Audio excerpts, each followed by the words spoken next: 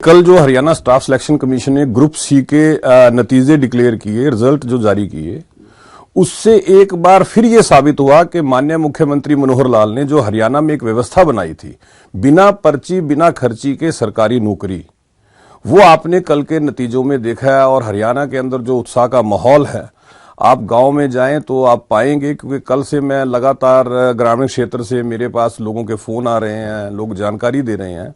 एक ऐसा उत्साह, गरीब व्यक्ति का बच्चा जो पढ़ता लिखता था, उसको अपनी योग्यता पे नौकरी प्राप्त हो गई। और एक गांव से मेरे पास फोन आता है, एक व्यक्ति जो दिहाड़ी करता है, उसके 2 बेटे और दोनों पढ़ने लिखने वाले थे। गांव के अंदर सरकार ने 2 लाइब्रेरी बना रखी थी, जिसका उन्होंने उपयोग किया और दोनों बच्चे नौकरी लग गए। बहुत उत्साह है। और देखिए, एक व्यवस्था वो थी जिसके बारे में एक पूर्व कांग्रेसी विधायक मीडिया के सामने छाती ठोक के ये कह रहे थे कि हमारे समय में तो पर्ची चलती है जी। अब एक व्यवस्था मुख्यमंत्री मनोहर लाल ने यह बनाई है कि बिना पर्ची बिना खर्ची के युवाओं को योग्यता पे नौकरी मिलेगी, और वो कल के नतीजों से साबित हुआ है। देखिए, भर्ती रोको गैंग जो है वो पिछले 9 साल से लगातार सक्रिय रहा है हरियाणा में, और उनका प्रयास तो एकमात्र ये रहा है कि हरियाणा सरकार जो भी सरकारी नौकरियों की भर्ती निकालती थी, उस पर किसी तरह से अड़चन हो जाए। उसके लिए वो अलग अलग तरह के हथकंडे अपनाते थे, कानूनी सहायता उपलब्ध कराते थे, बहुत प्रयास रहे।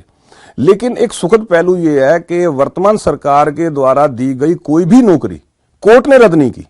हालांकि पहले की हुड्डा साहब की सरकार के दौरान की लगभग 11 नौकरियां कोर्ट ने रद्द की हैं।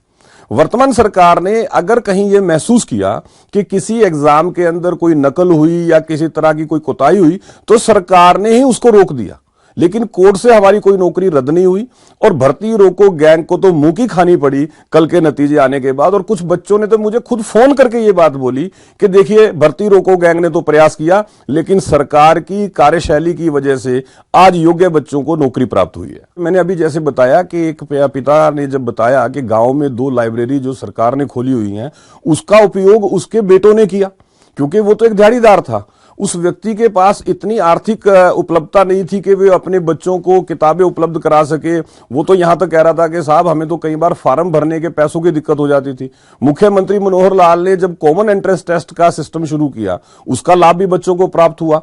तो जो बच्चे भले गरीब परिवार के थे, जिनके पास कोई सिफारिश नहीं होती थी, जिनके पास कोई धन नहीं है, ऐसे बच्चे जब अपनी योग्यता से नौकरी प्राप्त करते हैं तो वो मुख्यमंत्री मनोहर लाल को आशीर्वाद देते हैं।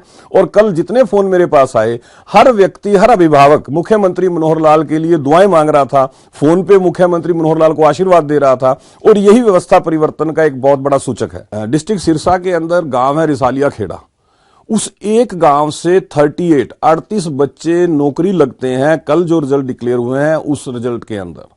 और ये उस गांव के लिए कितना सैर्स विषय है। डिस्ट्रिक्ट जींद के अंदर कल मुझे बाकायदा वीडियो भेजी गई जिसमें लोग ढोल बजा रहे हैं, लोग खुशी मना रहे हैं, पूरा गांव इकट्ठा है, क्योंकि गांव के 6 बच्चे नौकरी लगते हैं इस कल के रिजल्ट के अंदर। तो इस तरह का जो माहौल हरियाणा प्रदेश के अंदर है, उसने बच्चों में एक जोश पैदा किया है। बच्चों को एक विश्वास हो गया है कि बच्चे को पढ़ना है और पढ़ के अपनी योग्यता पे नौकरी प्राप्त करनी है, क्योंकि ये व्यवस्था मुख्यमंत्री मनोहर लाल ने हरियाणा में बना दी है।